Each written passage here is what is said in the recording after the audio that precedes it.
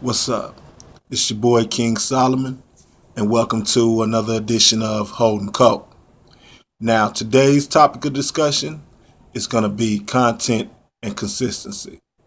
Now, we all know that those are the two coins of the realm when it comes to putting together music, good music. Your content has always have to be on point, always. Music should have a story to tell. Um, you know, it should never be complacent or repetitive. You know, the creative process should always be in motion, constant, on a constant. And as far as consistency goes, you know, you have to keep it, it's like a well oiled machine. You have to keep it going. There should be no in betweens. Everything should be going at a steady clip, with no gaps in between or anything like that. Which those two things is what seems to be lacking in music these days. You have all the tracks are repetitive. There's really no story to tell in any of these songs. A lot of the songs that I hear, it it sounds like when they went in the studio, they didn't even write. It just sounds like they just went into the studio and just spit out anything that came out their mouth at the time, and they just stamp it and make it a hit. I don't get it. You know, me, my music has to have a story to tell. No two songs for me can ever be alike. For me, I do what I like to call an organic soundtrack, which means basically everything I say, everything I rap about, you pretty much can visualize. I love to give visuals, and I think that's more important than anything. You want to be able to connect with the listener. You want to be able to you want to give them images. You want to give them something to make them want to keep listening to your music. You want to give them something to be like, man, after they hear that first joint by you, they want to hear what else you have to offer, and a lot of artists now do not do that. Um, the industry machine has them pretty much programmed to put out what I call brainless music, pretty much. There's no thought put into it. Um, it's like I hear songs, and when I hear the lyrics, it's like, where are you going with this? You know, um, I could care less about, how much weed you smoke. I could care less about, how much money you got.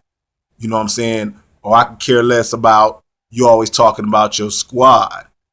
You know, I mean, I don't really care, you know? And yeah, I think the listener cares to a point because they're giving their own visuals. They're not good ones, but they're giving their visuals, of this lifestyle that they don't live, you know, um, and it pretty much trickles down to the fans, the consumers, and all of that, and they want to be a part of that, but that's not. I can't give you that. I can't give you that. I have to give you that 100% real. You know, I want you to be able to feel exactly what I'm talking about. I want you to be able to feel emotions. I want you to, you know, I give you real life situations. You know, these guys don't give you real life situations. And you have the ones that talk about a whole lot of gunplay on the records. I hear so much of that lately. Why? You ain't about that life and you know it. You that type of cat that will spit all that shit on a record, and once you get caught for it, you know what I'm saying, or you go out there and you do something stupid trying to prove that you about that life, you whining as soon as you go in front of the judge. I done seen it too many times, you know, and I just don't get it. Man, did Bobby Shmurda teach you nothing? I guess not, but me, if I tell you something in a song, I'm either talking about, what I'm saying, shit that I'd have been through, or I know somebody that's been through that type of situation, you know, and I feel that I have a responsibility to the fan, but at the same time, I don't have a responsibility. Basically, what I'm saying is this: um, when I'm doing a song, I feel that no matter what I say, it shouldn't be no issue. It shouldn't be no issue. It shouldn't be argued. You know, um, my records definitely have a parental guidance sticker on it. And I think that's pretty much being responsible. I mean, your kids, they're gonna get a hold of my music regardless, whether it's not, if whether it's, whether you're sitting down with them explaining it to them or not. They're gonna be out there kicking it with their friends and what have you. Come on now, we know how kids are these days. They are well beyond their years, and they are a hell of a lot smarter than we are. you know and me being a father, I understand, but at the same token, my children, they know what their father does, but they also don't be running around mimicking me either. And I think that's where the parenting part comes in. It's not on the artist to be a parent. But I'm getting off subject here. Let's get back to the subject at hand. The content and consistency. Um, Man, my music is full of that. I that's my pet peeve. I can't have I can't have two songs sound alike. And as far as the production goes, it's only certain types of production that I deal with. I love that homegrown production. Not that, 90% electronic shit. I like to hear real instruments, real drum kicks, real drum snares, guitar licks, things like that can bring the song out, you know. And man, you didn't get, that was like back in man, the mid 90s, man. That was like, what I'm saying, the golden age. And that's what I'm pretty much trying, to bring back, and I know that right now music has changed, and you know, there are different, you know, ways of coming with it. But at the same token, like I follow a lot of these young cats, you know what I'm saying? And I respect a lot of these young cats for what they do, because there are a lot of them that they are smart, you know. But it's like this.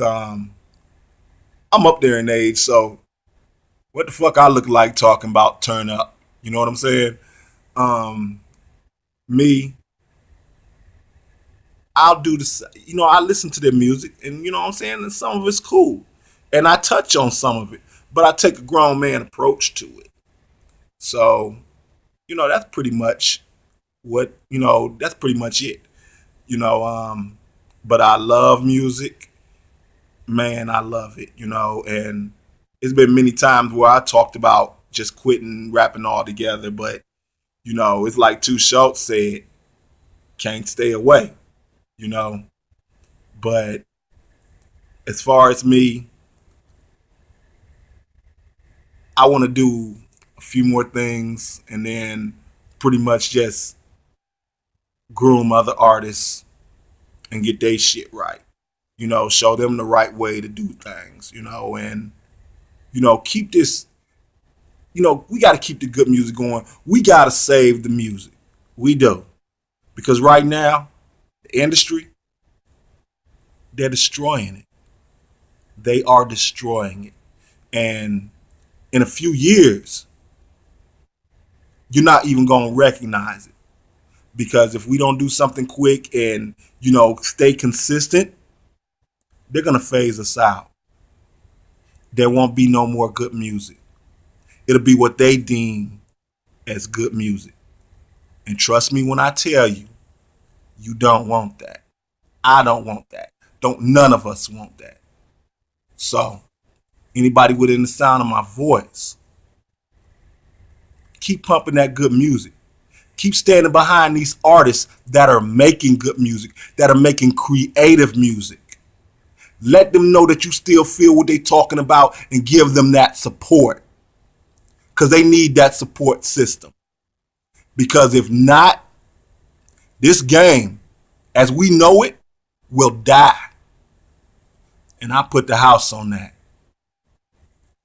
But that's it for this segment. Is there anything that you want me to talk about? Anything you would like to hear me talk about on this blog? Inbox me. Go to my official King Solomon fan page on Facebook, or you can hit me at Artist King Solomon at gmail.com. I'm also on Instagram, Don Status _1, and I'm also on Twitter, Artist Solomon. Till then, court's adjourned.